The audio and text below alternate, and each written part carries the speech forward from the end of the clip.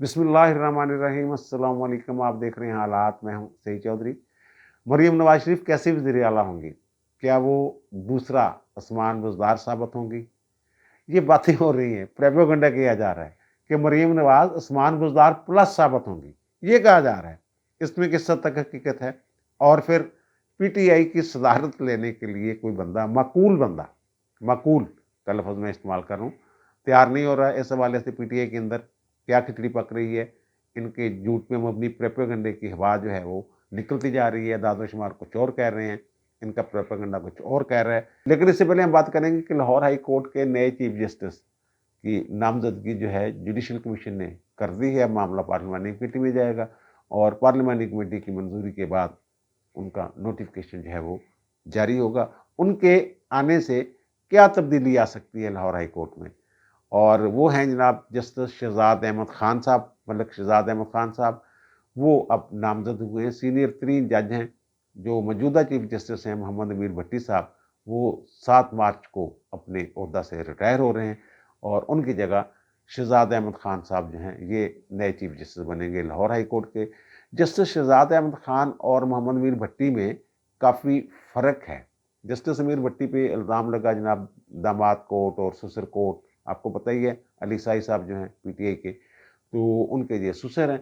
तो इस हवाले से शुरू में जब लाहौर हाई कोर्ट की तरफ से पीटीआई वालों को मुख्तलिफ मुकदमात में ज़मानतें और रिलीफ दिया जा रहा था, तो ये इस बात का बड़ा चर्चा था कि मोहम्मद अमीर भट्टी साहब जो हैं वो बेंचों की तश्कील कुछ इस तरह करते हैं, उन लोगों के पास जाते हैं जो पीटीआई वालों के हम ख्याल जजेस हैं, उनके पास उनके मुकदमात लगते थे। लेकिन बाद में वो मामला किसी हद तक संभाल लिया गया या संभल गया।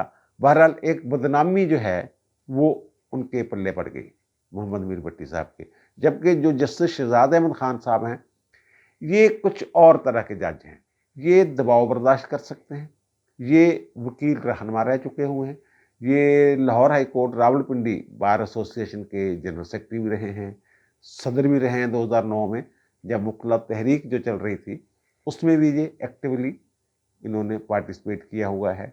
और तगड़े जो जज हैं, और मुझे याद है शुरू में इन्होंने एक डिवीज़न बेंच में उस वक्त जो चीफ जस्टिस थे अजमत सईद साहब, उनका एक फ़ैसला था। ये बड़ा मुश्किल होता है जूनियर जजों के लिए कि सीनियर जज का जो फ़ैसला है उसको कलअदम कर दें। जिन्होंने कलअदम कर दिया था और उसी वक्त ये बातें शुरू हो गई थी कि जनाब जज दे विच कोई करंट है। और बहुत सारे ऐसे मुकदमात हैं जो पिछले दौर में इमरान खान के दौर में इंतकामी तौर पे बनाए गए, वो जब इनकी अदालत में लगे तो फिर वहाँ इंसाफ जो है वो होता हुआ नज़र आया। तो अब तवक्को ये की जानी चाहिए कि इनके आने के बाद जो बेंचों की तश्कील थी ना हम ख्याल और इस तरह के जजेस के, जनाब ये माइंड होता ना जज का, तो उसी के पास वो केस भेज देना और कुछ सियासी मामलात को जो है वो कानूनी मामलात के साथ मिक्स कर देना, इस तरह के जैसे अमीर भट्टी साहब, वो सिलसिला जो है वो रुक जाएगा। ये अच्छे चीफ जस्टिस जो हैं वो मुझे लग रहा है कि साबित होंगे। जो इनका माजी का देखना, जो मुकदमात में जिनको और अदालतों में जो उनका रवैया होता है जज का, उस हवाले से मैं ये बात कर रहा हूँ। इनकी जस्टिस शहजाद अहमद खान साहब की ये 1 साल तक तकरीबन चीफ जस्टिस रहेंगे लाहौर हाई कोर्ट के, अगर ऊपर नीचे लगे इससे पहले। तो ये जनाब 14 मार्च 2025 तक chief justice Lahore high court रहेंगे और 8 मार्च को ये इस साल 2024 को अपने ओहदा का जो है ये हल्फ उठाएंगे। जब ये वकील थे ना तो इनके नाम के साथ आता घेबा जस्टिस। अब तो है ना जस्टिस शहजाद मलिक शहजाद अहमद खान, उस वक्त बतौर वकील जो था तो इनका नाम था शहजाद अहमद खान घेबा। घेबा ये इसलिए है कि जनाब जो पिंडी गैब है वहाँ अटक में, वो पिंडी गैब से इनका ताल्लुक है, वहाँ ये पैदा हुए थे। और घेबा शायद वहाँ वो गैब जो है वो कास्ट की वजह से है। तो शहजाद अहमद खान घेबा जो हैं ये इनका बतौर वकील नाम था। लेकिन ज़ाहिर है कागज़ों में शायद नाम जो है वो शहजाद अहमद खान होगा, तो फिर घेबा जो है बतौर जज इनके नाम से हटा दिया गया। 2011 में उस वक्त के जो चीफ जस्टिस थे एजाज अहमद चौधरी साहब, उन्होंने इनका नाम जो है वो भेजा था लाहौर हाई कोर्ट के जज के लिए और 2013 में ये कन्फर्म हो गए थे और फिर इन्होंने पिंडी में प्रैक्टिस वगैरह की हुई है। बहरहाल जो वकला में ये तासर है इनके बारे में, کہ जनाब ये दबाव कबूल करने वाले जज नहीं हैं, इंसाफ देने वाले जज हैं और डंडी मारने का चक्कर नहीं है इनके कागज़ों में। तो बहरहाल उम्मीद की जानी चाहिए कि लाहौर हाई कोर्ट से अच्छी खबरें जो हैं इंसाफ के हवाले से वो मिलेंगी। और जो चीफ जस्टिस हैं मौजूदा, ये तो जा रहे हैं जनाब 7 मार्च को, और हमारे जो सदर मुमलकत साहब हैं वो भी जाने वाले हैं, चंद दिनों में जाने वाले हैं। और मेरा ख्याल है कि जो आइन है, आइन का आर्टिकल 41, वो ये कहता है कि अगर कौमी असम्बली मौजूद ना हो तो फिर सदर का इलेक्शन नहीं हो सकता। ये 5 साल पूरे कर चुके हुए हैं सदर साहब जो हैं, और 5 साल के बाद नए सदर का इलेक्शन होना होता है। लेकिन अगर वो कौमी असम्बली मौजूद ना हो तो फिर सदर साहब जो हैं वो कंटिन्यू करते हैं नए सदर के इंतखाब तक, या किसी भी वजह से इंतखाब आगे पीछे हो जाए तो फिर वो इलेक्शन जो है नए सदर के इंतखाब तक वो सदर के तौर पे रहते हैं। और आइन का आर्टिकल जो 41 है सदर से मुतल्लिक, वो ये कहता है कि जब कौमी असम्बली मौजूद ना हो तो वो मैंने अर्ज़ किया कि वो इलेक्शन नहीं हो सकता। लेकिन जब असम्बली वजूद में आ जाती है तो फिर इलेक्शन जो होता है कौमी असम्बली का, इलेक्शन के बाद 30 दिन के अंदर अंदर सदर का इलेक्शन होना होता है। और ज़ाहिर है फिर वो मेरा ख्याल 9 मार्च तारीख बनती है, 9 मार्च से पहले पहले या 9 मार्च को जो सदर साहब हैं, नए सदर, उनका इलेक्शन होना है, इंतखाब होना है। उसमें चारों सूबाई असम्बलियाँ जो हैं वो वोट देती हैं।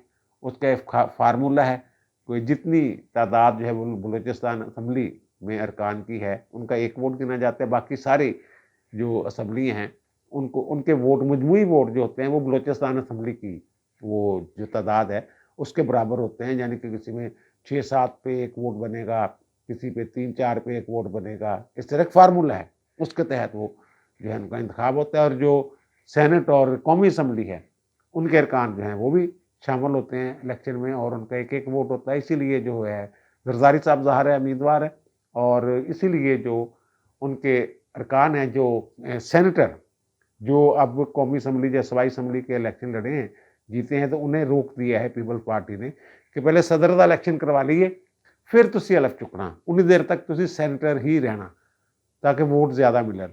और फिर निसफ नशिस्तें जो हैं वो सेनेट के अरकान की वो भी खाली होने वाली हैं, क्योंकि वो उनका टेन्योर जो है वो पूरा हो गया होगा। तो वो उनसे पहले पहले यानी सेनेट के यही अरकान जो हैं ये सदर का इंतखाब करके रिटायर होंगे, घर जाएंगे, जो 50% बीच में से रिटायर होने होते हैं।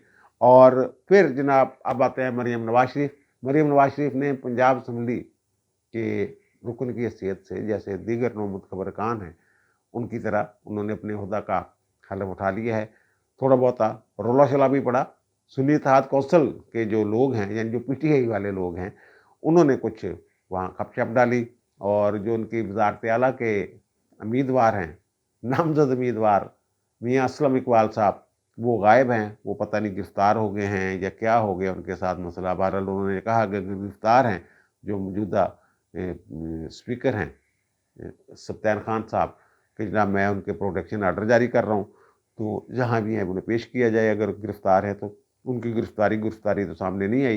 पेशावर में बहरहाल उन्होंने दरख्वास्त दी हुई थी, जनाब उनकी ज़मानतें अबूरी ज़मानतें, राहदारी ज़मानतें हो गई हुई हैं वहाँ से। तो अब उन्होंने कहा कि मुझे पंजाब पुलिस गिरफ़्तार करना चाहती है। तो वहाँ के चीफ जस्टिस ने, वहाँ के जो जज साहब हैं, उन्होंने ये हुक्म जारी कर दिया है कि आईजी खैबर पख्तूनख्वा को, कि पंजाब पुलिस वालों को बता दें आईजी साहब को कि जनाब ये हुक्म है, अगर वो यहाँ गिरफ़्तार करने आते हैं मेरे हुक्म के बावजूद, पंजाब पुलिस वाले तो उनके खिलाफ कार्रवाई की जाए अगर वो इनको गिरफ़्तार करते हैं। तो बहरहाल वो नहीं पहुँच सके। पंजाब असम्बली की कुल 371 नशिस्तें हैं और हलफ उठाया है 321 ने, और कई लोग नहीं आ सके, जैसे असलम इकबाल, कई इश्तिहारी हैं, कई एक मुल्क से बाहर हैं, कोई मफरूर हैं, वो नहीं पहुँच सके। और इनका ये दावा था कि जनाब हमारे पास 137 अरकान हैं, आज़ाद अरकान जो थे इनके हमायत याफ्ता है, और वो बहुत सारे लोग जो हैं वो उसमें सुन्नी इत्तेहाद कौंसिल में शामिल भी हो गए हैं।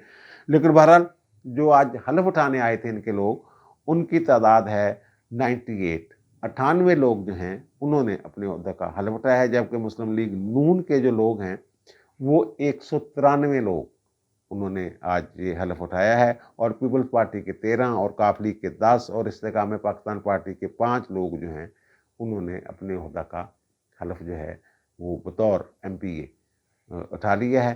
اور مجموعی طور پہ دیکھیں تو جناب ان کی جو مریم نواز، ظاہر ہے آج اسپیکر کا بھی الیکشن ہونے والا، اسپیکر کا الیکشن تو خفیہ بیلٹنگ کے ذریعے ہوتے ہیں، اور ان کا دعویٰ ہے کہ جناب یہ جو سنی اتحاد کونسل والے حلف اٹھا کے آئے ہیں ان میں سے مزید بھی ہمیں کچھ ووٹ مل جائیں گے، اور 221 کے قریب اب تک جو لوگ ہیں جو تیرے بینچوں پہ بیٹھنا ہے جنہوں نے، وہ حلف جو ہیں وہ اٹھا چکے ہوں گے۔ یعنی مطلب یہ ہے کہ مریم نواز کو کم از کم 221 ووٹ تو ملیں گے، جبکہ 186 ووٹ انہیں چاہیے ہیں الیکٹ ہونے کے لیے وزیر اعلیٰ۔ اور وہ پھر باتیں جو ہو رہی ہیں جناب وہ عثمان بزدار پلس، عثمان بزدار پلس، یار عثمان بزدار اور مریم نواز کا موازنہ کرنا ہی ایک مضحکہ خیز ایشو ہے، اور اس پہ ہو رہا ہے۔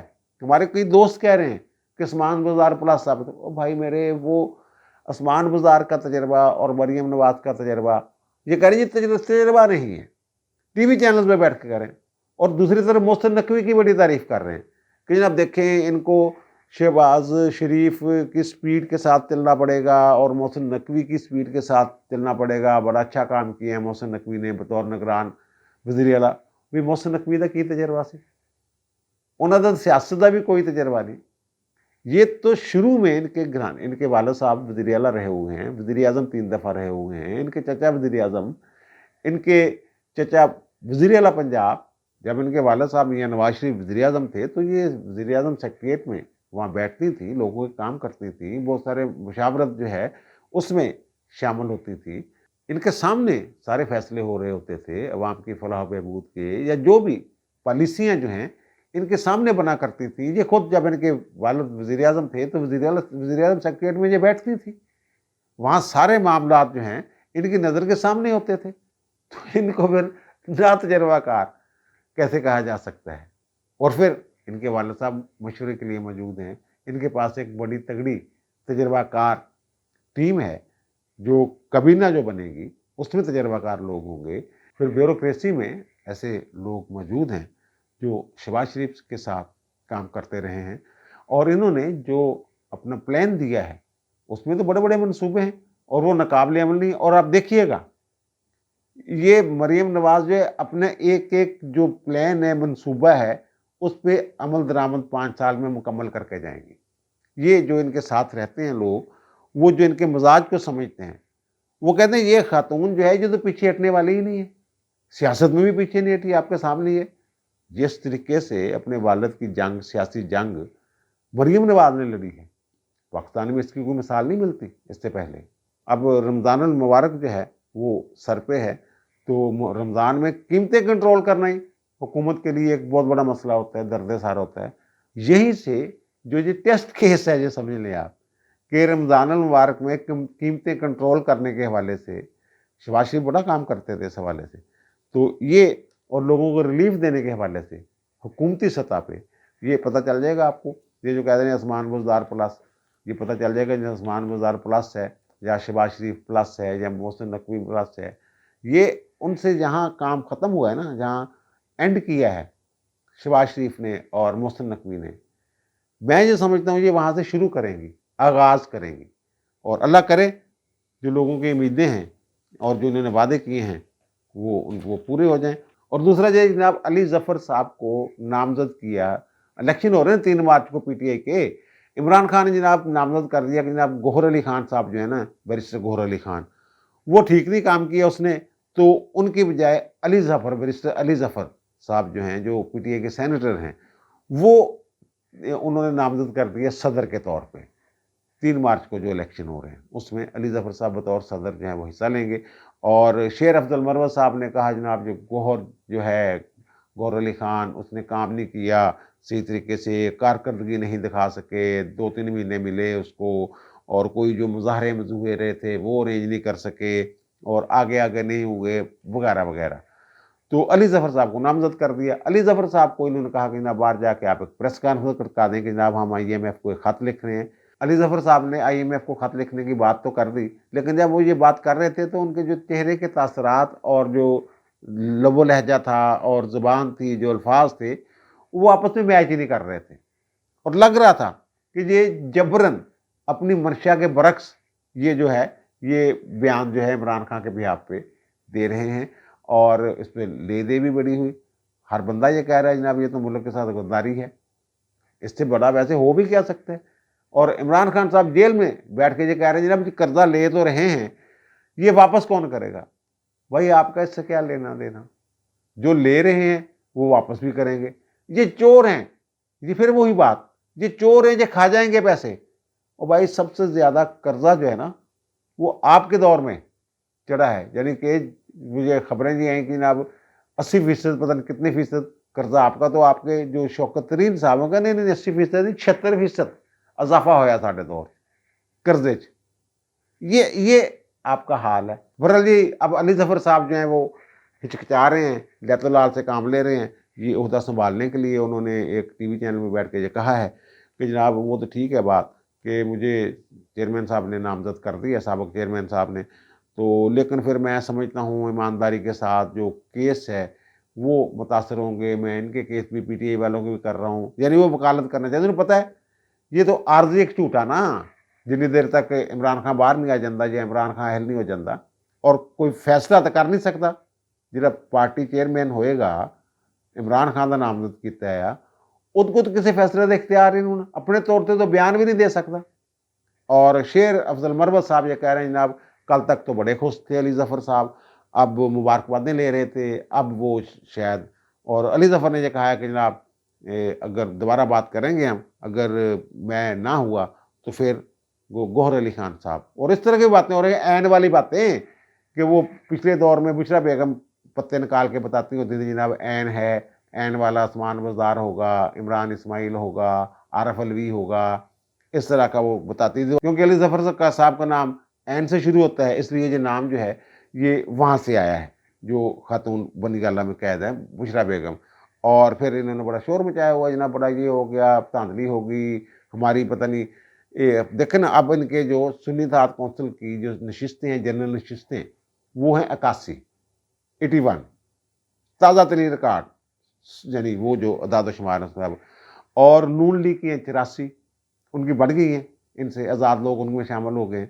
और पीपल्स पार्टी की वही 54 की 54 है, MKM की 17 की 17 हैं, और काफ लीग की 4 हैं, और जमीयत उलमा इस्लाम फजल रहमान साहब की वो 6 हैं, और इस्तेकाम पाकिस्तान पार्टी की 3 हैं, और आज़ाद जो है वो 8 हैं। ये कह रहे हैं हमारी पता नहीं 180 सीटें बनती हैं, इसका मतलब कि 100 के करीब इनकी जो सीटें हैं वो छीन ली गई हैं, धांधली हुई है।